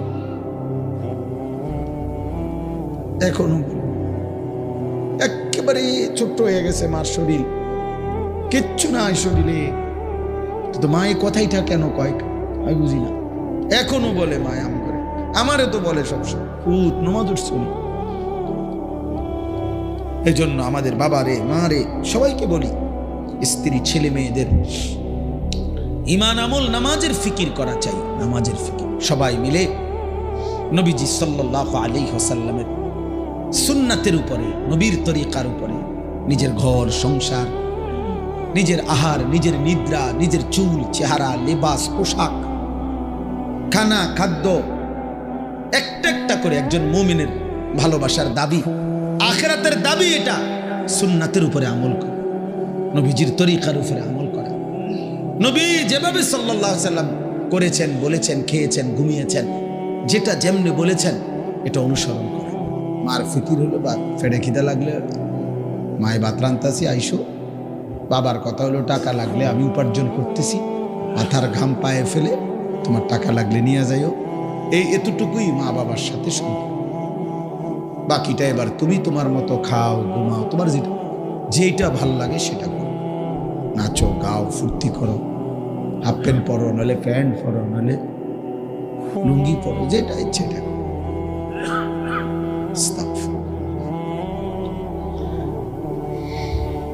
এজন্য বললাম, হায়াত খুব দ্রুত চলে যাচ্ছে। তো আল্লাহ তাআলা প্রত্যেক মানুষকে, সে যে ফিরতে চাইবে, রব্বানা আখিরনা ইলা আজালিন করিব, কোরআন শরীফে আছে, নাফরমান বলবে, আল্লাহ কিছু সময়ের জন্য আমাকে দুনিয়ায় ফেরত দেন, নুজিব দাওয়াতাকা, আমি আপনার সবগুলো কথা মেনে নেব, ওয়া নাত্তাবিউর রুসুল, এবং রাসূলের যত বাণী তাও আমি এবার গেলে অনুসরণ করব। আল্লাহ বলবেন না, আর হবে না। কোরআন শরীফে আছে, মৃত্যুর সময়ও জাহান্নামী নাফরমান বলবে, আল্লাহ আমাকে আর কিছুদিন হায়াত দেন। ক্বালা রব্বিরজিউন, কেন? লাআল্লি আমালু সালিহান ফীমা তারাকতু, আমি যেই আমলগুলো ছেড়ে দিছি এবার করব। আল্লাহ বলবেন কাল্লা, কখনোই না। এজন্য একটা কথা জরুরি, ছেলেরাও বুঝো, মনোযোগ দিয়ে শুনো, বাবারাও শোনেন, আমিও, আপনারাও। এ কথাটা জরুরি যে প্রত্যেক মানুষ তার জীবন 900 বছরও যদি আনন্দ আর ফুর্তিতে কাটায়, সুখেই কাটায়, তারপরও মৃত্যুর প্রথম প্রহরে, মৃত্যুর প্রথম মুহূর্তেই সে তার পুরা হায়াত উপলব্ধি করে, মানে বুঝে ফেলবে যে হায়, আমি আর ভালো করলাম না, মন্দ করলাম, আমার আগামী অবস্থা। মৃত্যুর যন্ত্রণা শুরু হলেই সে বুঝবে আমার আর ছুটার, পলায়ন করার, আড়াল করার, পাশ কাটবার আর সুযোগ। এজন্য কোরআনুল কারীমের মধ্যে আছে, আল্লাহ বলছে রুহু যখন কণ্ঠনালীতে এসে যায়, এখানে কাল্লা ইদা বালাগাতিত তারাকি, এখানে যখন এসে যায় তখন সে বুঝে ওয়ান্না আন্নাহুল ফিরাক, ও বুঝে ফেলে আজ আমাকে দুনিয়া ছেড়েই দিবে। ফিরাক, আজ আমাকে চলেই যেতে হবে, আজ আর আমার কেউ রাখতে হবে। আর কি বুঝবে? ইলা রাব্বিকা ইয়াউমা ইযিনিল মাসাক, আজ আমার গন্তব্য আমার রব আল্লাহর কাছেই পৌঁছবে। এবার আমাকে আমার আল্লাহর কাছে যেতেই হবে। এইবার আর আমার বহুবার আমি হয়তো হোঁচট খাইতে খাইতে দাঁড়ায় গেছি, ফিসলা খাইতে খাইতে আবার সোজা হইয়া গেছি, অসুখ থাকতে থাকতে আবার ওষুধ খাইয়া আল্লাহর দয়া ভালো হইয়া গেছি, হ্যাঁ, দৌড় দিতে দিতে বাচ্চা গেছি, লুকাইতে লুকাইতে বাচ্চা গেছি। এইবার আর হবে ইলা রাব্বিকা ইয়াউমা ইযিনিল মাসাক, আজ আমাকে আমার আল্লাহ বলছে আজ ইলা রাব্বিক, আজ তোমাকে ফিরতে হবে বান্দা। তোমার গাড়ি চলছে, তোমার জীবনের গন্তব্য আজকে গিয়ে থামবে, হ্যাঁ, ইলা রাব্বিক, তোমার রবের নিকট। প্রত্যেককে আল্লাহ বলছে আমি কিন্তু তোমার রব, তুমি আরেকজনের কথা বাদ দাও, আমি তোমার রব, আমি তোমার রব। আল্লাহ যেন বলছে আনিস আমি তোমার রব, মাসুদ জামিল আমি তোমার রব, মৌলানা ইয়াসিন আমি তোমার রব। আজ তুমি তোমার রবের কাছে যাবে। ওয়ালতাফাতিস সাকু বিসাক, আল্লাহ বলছে ভয়ে আতঙ্কে বান্দা তখন তার পায়ের গোসা দুইটা একটার সাথে এভাবে এমন ভাবে লাগিয়ে যাবে যে ভয়ে এক সুতা পাওটা যে একটু নাড়াবে, এই সাহস এই হিম্মত আর এটা একটা উদাহরণ দেই, খুব মজার উদাহরণ শুনে। কিছুদিন আগে আমি এই অল্প কিছুদিন আগে গত মাসে খুব সম্ভব, হ্যাঁ গত মাসে লাস্টের দিকে পাবনা গেছিলাম, পাবনা।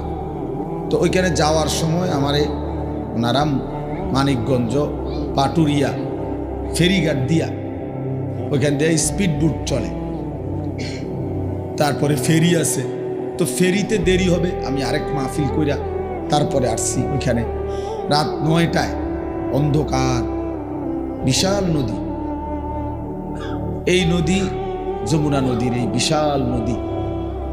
তো আমার জন্য স্পেশালি তারা একজন ডিবির গোয়েন্দা বিভাগের একজন বড় অফিসার, আমাদের ঘনিষ্ঠ, উনি ওনার বাড়ি ওইখানে, উনি আমার দাওয়াত দিয়ে নিছে, উনি ছিলেন। তো উনি যেহেতু ডিবির অফিসার হিসাবে সব তো হেনে মানে ওনার লাগে হুলস্থুল সব রেডি, সারে যেটা দিয়ে যায়। তারপরে আমি গেছি আমার জন্য রাত্রি স্পিড বোট ঠিক করে উনি সহ এই রাত 9টায় অন্ধকারে স্পিড বোট দিয়ে গেছি এই নদী। প্রায় 30-31 মিনিট সময় লাগছে পার হইতে, আধা ঘন্টা। তো আমার বলার উদ্দেশ্য হইল স্পিড বোটে উইটা এটা যখন ছাড়ছে বোট, এটা এখন আমি এরকম যে এখন এরকম সাইডে দিয়া যেটার নৌকার মতো না এগুলো, এটা যে দৌড়ছি এন দিয়া, এই যে দৌড়ছি এটার ভয়ে আমার নাড়া না, এই আধা ঘন্টায় আর এই হাতটা এক সুতা এমনও লড়াইছিল ডরে ফিরে নিয়ে যাই, আতলার আলেন যদি ফিরে যায় বাস্তবিক অর্থ, অর্থাৎ একটা শব্দ কথা কইছি না কারণ, শুধু লা হাওলা ওয়ালা কুওয়াতা ইল্লা বিল্লাহ লা ইলাহা ইল্লা আনতা সুবহানাকা ইন্নী কুনতু মিনাজ জালিমিন। মানে গত 6 মাসে যা তাসবিহ পড়ি নাই, আলহামদুলিল্লাহ আধা ঘন্টা আখিরাতের বড় পুঁজি হয়ে গেছে, ভয়ে ভয়ে ভয়ে। তো বুঝাইতে চাইলাম আর কি, সামান্য এই স্পিড বোটের ভয়ে পড়িনি যাই যেন হাতটা নাড়াইবার মতো সাহসী। তো এই কথাটা আল্লাহ তাআলা বলছে ওয়ালতাফাতিস সাকু বিসাক, পায়ের গোড়ালি এক পায়ের গোসা আরেক পায়ের গোসার সাথে, এক পায়ের গোড়ালি আরেক পায়ের গোড়ালির সাথে এভাবে মিলে যাবে। আর এই নাফরমান ভয়ে আতঙ্কে, আখিরাতের ভয়ে, কবরের ভয়ে জাহান্নামের ভয়ে, পরকালের ভয়ে মৃত্যুর যন্ত্রণা শুরু হলে পাওটা যে একটু নাড়াবে এই সাহসটা আর, এই হিম্মত আর কুলাবে না, আর সাহস হবে না। কে আসো, কোথায়, আয়, আমার জন্য আজরাইল আসছে আমারে নিতে, তোরা আমার ফ্লান্ডি কই, হ্যাঁ বলার সাহস নেই। কত অহংকারী বাদশাহ এই পৃথিবী থেকে চলে গেছে। আমার কাছে কিতাব আছে, আমাদের এই মুসলিম ইতিহাসে একজন শাসকের নাম ছিল ওয়াসিক বিল্লাহ, খলিফা ওয়াসিক বিল্লাহ ওর নাম ছিল, একজন মুসলিম বাদশাহ। কিন্তু সে অনেক বড় অহংকারী, ঔদ্ধত্যপূর্ণ ছিল। তার শাসন আমলে সে বহু আলেমে দ্বীনকে তার কথার ব্যতিক্রম করার জন্যে ডাইরেক্ট জবাই করে ফেলছে। এই কিতাবে আছে, সাকরাতুল মউত বিল হক, এই কিতাবে আমি নিজে, শাস্তি না শুধু ডাইরেক্ট জবাই করে ফেলত। এরকম দণ্ড প্রতাপ ছিল তার। তো লিখছে কিতাবে, তার চোখের দিকে তাকাইয়া কেউ কোনোদিন, তার চোখের দিকে তাকাইলে মানুষ কলিজা শুদ্ধা কাঁপত, তাকাইলেই শুধু তার চোখের দিকে তাকাইয়া কেউ কথা বলার হিম্মত, সাহস কারো কলিজার মধ্যে ছিল না। এমন এমন ভয়ানক ছিল সে খলিফা ওয়াসিক বিল্লাহ, একজন বিখ্যাত খলিফা, উমাইয়া খলিফা, এই হারুন রশিদের পরের। তো যেদিন এই শাসক যে পুরাটা সময় দোর্দণ্ড প্রতাপে বাদশাহী করে গেছে, বড় থেকে বড় ব্যক্তি যার সামনে কথা বলার সাহস পাইত না, যার চোখের দিকে কেউ তাকাইবার মতো আতঙ্কে ভয় পাইত, চোখের দিকে তাকাইত না। প্রিয় ছেলেরা, তোমরাও শোনো বাবা, ওইখানে স্পষ্ট ইতিহাসে নির্ভরযোগ্য কিতাবে এ কথায় আছে যে যেদিন মৃত্যুর মুখোমুখি হইছে, এই মৃত্যুর মুখোমুখি হওয়ার পরে যখনই তার মালাকুল মউত আজরাইল জান কবজ করছে, তখনই লোকেরা যখন কাফনের কাপড় পরাইছে, তখন দেখছে যে তার চোখটা যে জায়গায় কাফনের কাপড়ের ভিতরে, এই চোখের এই জায়গাটা কি জানি নড়তেছে, মানে কাফনের কাপড়টা নড়ের আর কি একটু, এই চোখটা, এটা তো ঢাইকা লাইছে পুরা শরীর, তো চোখের জায়গাটার যে কাপড়টা মনে করেন এখানে উপরে এই জায়গাটা একটু নড়ে, কিরিটা কি নড়ে, এটা সরাইয়া দেখছে, কেউ চিনে না, ইঁদুরের মতো ছোট্ট কোনো এক প্রাণী এই তার দুইটা চোখ খুলে ফেলে দিছে। কসম আল্লাহ তাআলা পৃথিবীবাসীকে দেখায় দিছে, এই অহংকারী চোখ আমি কবরে পৌঁছবার আগে আগেই ফেলে দিলাম।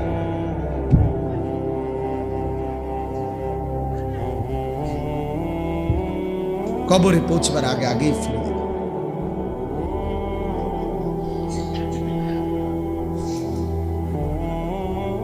এরপরেই লেখছে ওই কিতাবে আরেকজন খলিফার কথা, খলিফা আবু জাফর মনসুর।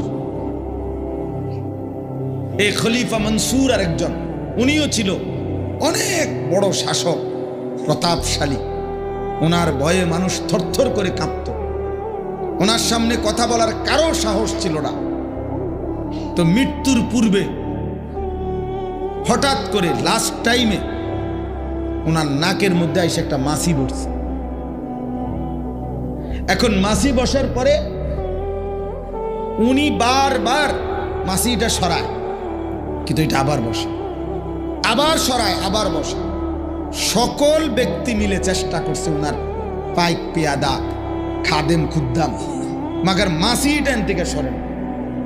উনিরা কেবলই আসছে বসা, এটা ওনারে, উনি অসহায় হয়ে গেছে এক পর্যায়ে যে ইন্নালিল্লাহ, মানে এই মাছিটা আমি কি করতাম, এটা কেন আমার নাকের থেকে সরছে না, এটা কেবলই আসতেছে, কেবলই আসতেছে। ঠিক ওই টাইমে একজন বড় বুজুর্গ, তাউস ওনার নাম, ওই যুগের ওই বুজুর্গ ওনার দরবারে আসছে ওনার সাথে সাক্ষাৎ করতে কোনো কাজে।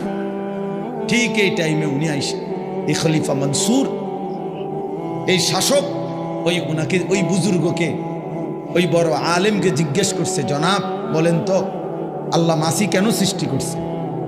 মানে ওনার হলো মনের কষ্টে এটা উনি বলছে আর কি, যে লিমাযা খালাকাল্লাহু আয-যুবাব, আল্লাহ তাআলা কেন মাছি সৃষ্টি করলেন? আল্লাহু আকবার। ওই বুজুর্গ তো বুজুর্গই, ওই আলেমে দ্বীন বলেছেন লিয়াযুল্লা বিহি উনুফাত তুগাত, বলছেন আল্লাহ তাআলা মাছি সৃষ্টি করেছেন অহংকারী বাদশাদের নাক বেইজ্জতি করার জন্য, অহংকারী শাসককে অপমানিত করার জন্য। তাইলে দেখো ছেলেরা, তোমরাও মনে করো, প্রিয় ভাই তুমি কি অহংকার করছো? আল্লাহকে না ডেকে, এক ওয়াক্ত নামাজ না পড়ো, আখলাকের খবর নাই, চরিত্রের খবর নাই, রাতের খবর নাই, দিনের খবর নাই, ওযু নাই, নামাজ নাই, সেজদা, কি মনে করতেছো আসলে? হ্যাঁ, কি ভাবছো কি আসলে? তুমি কি ভাবছো নিজেকে, মানে কি মনে করছো? তোমারে কেউ ধরবে না, না তোমারে কেউ দেখে না, না আয়াহসাবু আল্লান ইয়াকদিরা আলাইহি আহাদ আয়াহসাবু আল্লাম ইয়ারাহু আহাদ। আল্লাহ বলেন আমার বান্দা কি ভেবেছে তার উপরে কারো কোনো শক্তি নাই?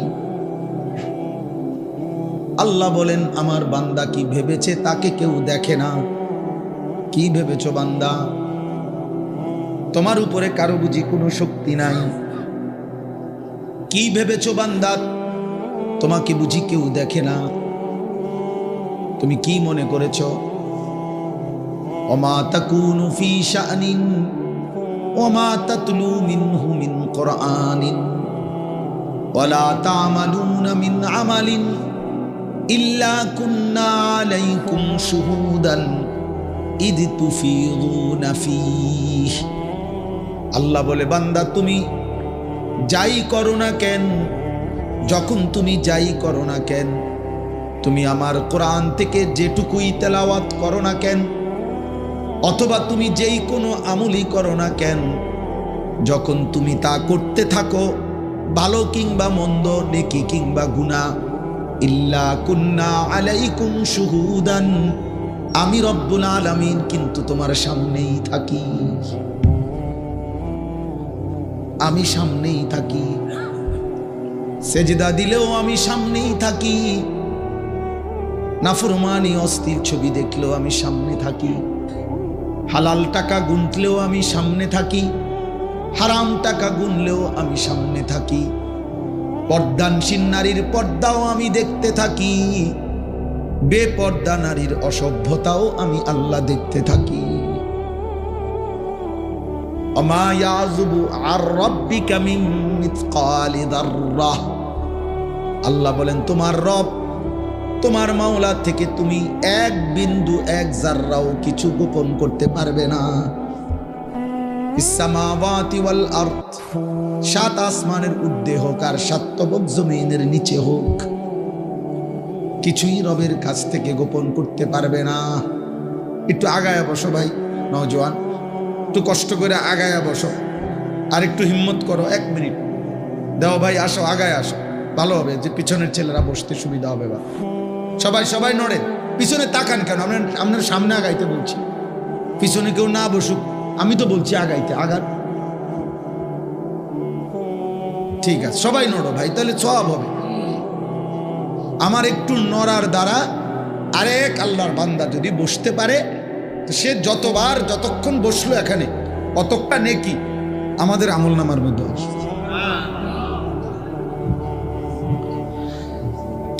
তো যাই হোক,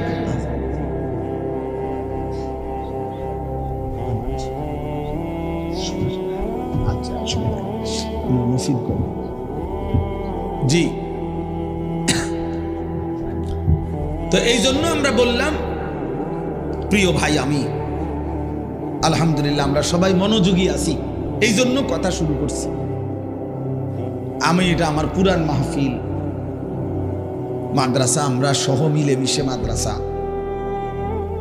তাইলে এই জন্য আমি শুরু করলাম কথা, যে ভাবলাম আর কি সময় খুব দ্রুত। বলতেছিলাম যে দেখতে দেখতে 2 বছর পার করে 3য় বছরে চলতেছে আমার হায়াত। আমি হিসাব করে দেখছি, দেখতে দেখতে 44 বছর হায়াত চলে গেছে। কিন্তু চোখ বন্ধ করলে, পিছন দিকে তাকায় দেখলে আখিরাতের পুঁজি বড়ই কম, অনেক কম, অনেক কম। এজন্য খুব দ্রুত হায়াত চলে যায়। দুনিয়া এখন খুব বেশি পরিমাণ মানুষের জান মাল, জীবন চলা খুব কঠিন।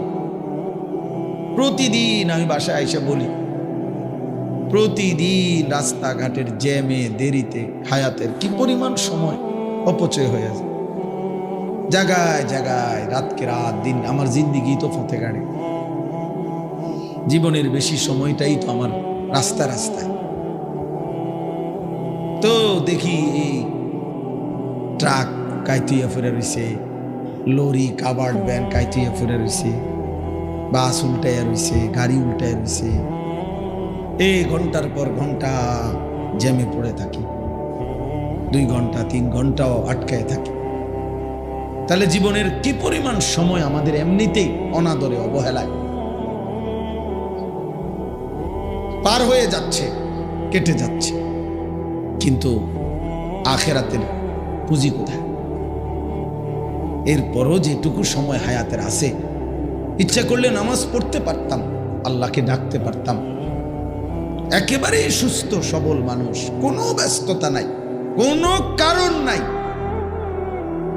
কোনো যুক্তি নাই, একেবারে ইচ্ছাকৃত ঠান্ডা মাথায় বুঝে শুনে যে মানুষগুলো মুসলমান পরিচয় জানার পরেও নামাজ পড়ে না, তার চাইতে বড় নিকৃষ্ট ডাকাত, অসভ্য, তার চাইতে বড় বেয়াদব আল্লাহর জমিন আর কেউ। এটা একেবারেই একটা অমানুষ, বেনামাজি একদমই অমানুষ। এটা মানুষও না, মানুষের জাতও না, এটা কোনো মানুষও না, মানুষের জাতও না। কোনোভাবেই এটা কোনো মানুষের জাতে পড়ে না। এটা বেনামাজি কোনো মানুষের জাতে, মানুষের কোনো কোয়ালিটি তার ভিতরে নেই, ইনসানের কোনো গুণ তার মধ্যে নেই। বলে ভাত খায়, বেটা ভাত তো জানোয়ারও খানা খায়। বেটা মানুষ হওয়ার গুণ কি আছে সেটা বলো। বেটা পেশাব পায়খানা কত, জানোয়ারও তো বেটা পেশাব পায়খানা। ঘুম যায় তো জানোয়ারও তো ঘুমায়। বেটা বাচ্চা কাচ্চা লালন পালন করে, কুকুর বিড়ালও বেটা বাচ্চা কাচ্চা লালন পালন করে।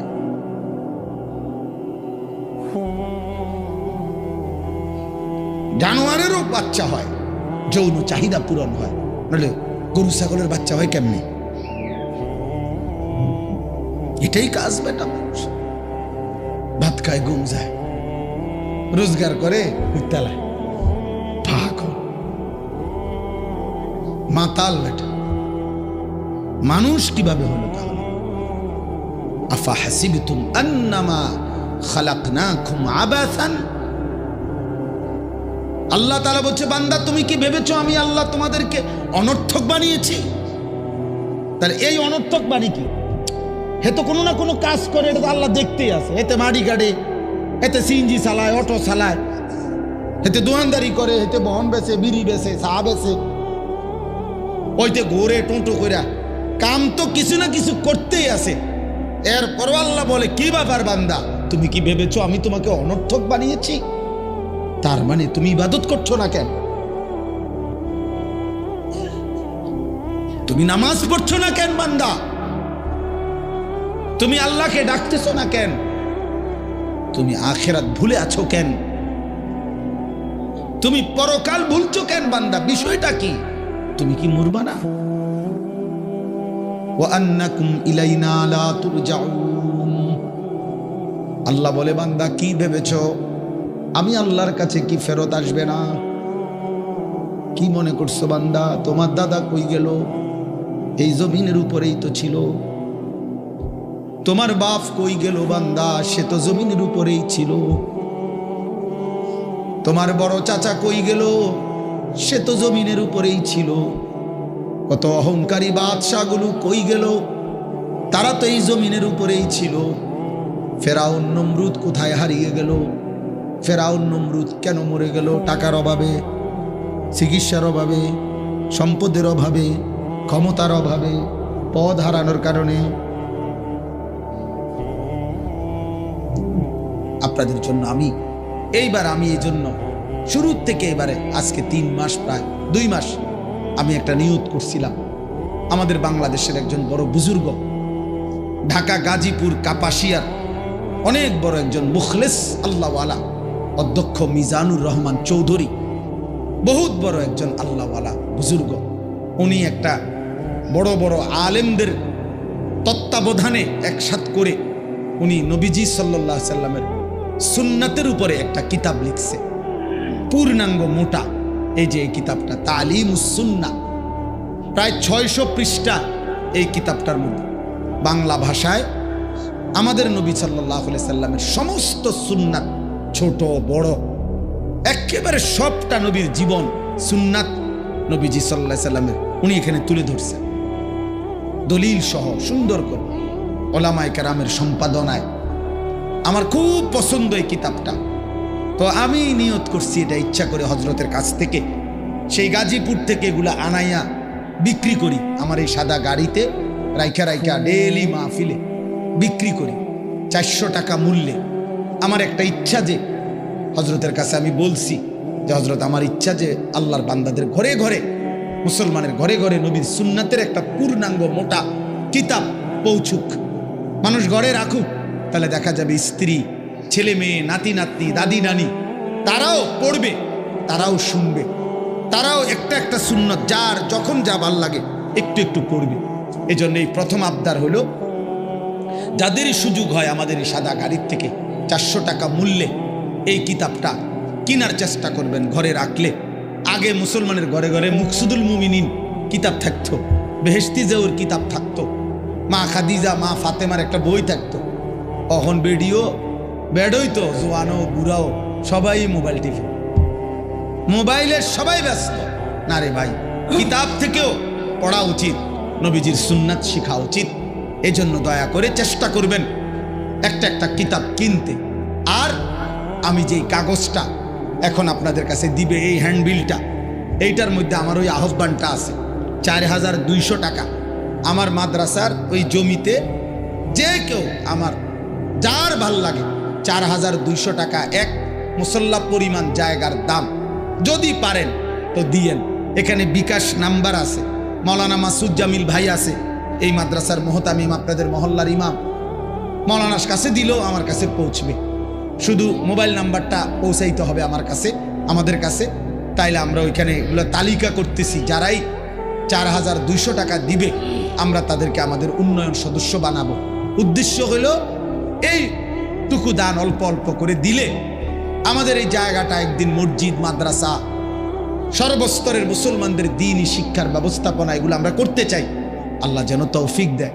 অনেক প্রবাসী আছে, কারো ভাই, কারো বাবা, কারো স্বামী, মহিলাদের মা বোনরা আছেন, যেই শুনলেন, যদি সুযোগ হয় আপনি কাউরে বললে যদি উনি দেয়, আপনি বলার চেষ্টা করেন, আর না পারলে দোয়া করেন, আল্লাহ যেন আমাদের সবাইকে তৌফিক দেয়। সর্বশেষ কথা হলো, আমাদের এই মাদ্রাসায় আশরাফুল উলুম কোরের পার, আলহামদুলিল্লাহ আমাদের ভালোবাসার মহব্বতের মাদ্রাসা, আলহামদুলিল্লাহ মেহনতের মাধ্যমে চলতেছে। এখন কতজন ছাত্র? 68 জন ছাত্র। আজকে প্রায় কয়জন ছাত্র সবক নেওয়ার কথা? 7 জন ছাত্র হিফজুল কোরআনের সবক নিবে, আর নাজেরা 4-5 জন ছেলে আছে নাজেরার সবক নিবে। আমারে বলছে, যেহেতু আমি সবসময় এই মাদ্রাসায় আসি, আজকে আমাদের একজন মহান বুজুর্গ, আমাদের কুমিল্লার সকল আলেমদের কাছে শ্রদ্ধেয় হজরত মৌলানা শাহ ইলিয়াস সিদ্দিকী জমিরি দামাত বারাকাতুহুমুল আলিয়া, হজরত ইনশাআল্লাহ আজকের এই মাহফিলে আসবেন, বয়ান করবেন। তো আমি এই জন্য বলছি যে হুজুরের হাতে এই বাচ্চাদের সবক দেওয়াইতে আমার মাদ্রাসা তো আমি হুজুরকে দিয়ে অনেকবার আমাদের বাচ্চাদেরকে সবক দেওয়াইছি, হুজুরেই ইনশাআল্লাহ দোয়া করে দেবে, আমরা এমনিতেই দোয়া করি। আর আরেকটা বিষয় হলো, আগামী এই নভেম্বর মাসের, এই যে মাস আসতেছে নভেম্বর মাসের 6, 7, 8 3 দিন ব্যাপী, বৃহস্পতিবার, শুক্রবার, শনিবার, এই 3 দিন আমার যেই মাদ্রাসা, ওই মাদ্রাসা ময়নামতি সাহেবের বাজার ক্যান্টনমেন্টের উত্তরে বিবারিয়া সিলেট রোডে, ওইখানে স্কুল, কলেজ, ইউনিভার্সিটি এবং সাধারণ ছেলেপেলে যাদের বয়স 30 বছরের নিচে 15 বছরের ঊর্ধ্বে, তাদের জন্য আমরা দিন শিখার তরবিয়তি একটা কোর্স আয়োজন করেছি। অর্থাৎ অজু, নামাজ, সূরা, কেরাত, দোয়া, কালাম, ঈমান, আমল, বিশুদ্ধ আকীদা, চরিত্র, আখলাক সম্পর্কিত সরাসরি প্র্যাকটিক্যাল, বড় ছাত্র এবং 20 জন শিক্ষক সহ মোট 60 জন মুআল্লিম যারা শিখাবে গ্রুপ গ্রুপ করে, এগুলো ঠিক করছি। এরপরে মাদ্রাসায়, আমাদের এটা মাদ্রাসা তখন বন্ধ থাকবে, এই জন্য আমার এই বড় ছাত্র এবং উস্তাদরা মিলে সারা দেশ থেকে যারা আসবে স্কুল কলেজের ছেলে, তাদেরকে তারা শেখাবে, পড়াবে। এইটা হবে। এই কোর্সেও যদি কারো সুযোগ হয় 700 টাকা মাত্র থাকা খাওয়া বাবদ জমা দিতে হবে। এরপরে এই 7, 6, 7, 8 নভেম্বর বৃহস্পতি, শুক্র, শনিবার এই কোর্সটি তোমরা জেনারেল ছেলে যারা আসো, তাদেরও যদি কারো সুযোগ হয় যাওয়ার চেষ্টা করবে। নির্ধারিত আমার ওয়াজ যেখানে যারা চালায়, এগো কাছে এটা বিজ্ঞাপন দেওয়া আছে, অনলাইনে এটার অ্যাড আছে, ওইখানে নির্ধারিত মোবাইল নাম্বার আছে, ওই নাম্বারগুলোতে যোগাযোগ করে নিজের নাম এন্ট্রি করতে হবে। প্রয়োজনে মাসুদ জামিল ভাই থেকেও সহযোগিতা নিতে পারবেন যে কেউ। আল্লাহ তাআলা আমাদেরকে তৌফিক দান করেন, কবুল করেন। এশার নামাজ পড়ে আবার